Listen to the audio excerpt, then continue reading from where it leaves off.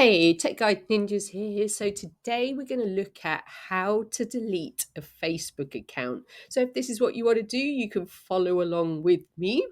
So to start with, make sure you're on the Facebook account that you want to delete. And then in the top right-hand corner, click on your profile picture.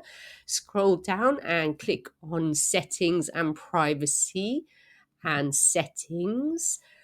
From here, you're going to be taken to this page, and on the left-hand side under Meta Account Center, you want to click on Personal Details. From here, you want to click on Personal Details again, and at the bottom, you'll see Account Ownership and Control. So this is where you can manage your data and deactivate or delete an account. So click on here, and then you're going to see a tab saying deactivation or deletion. So you can do this temporarily or permanently. So click on there and follow the instructions to delete your account. I'm not going to do that because I don't want to delete my account, but I hope that was helpful.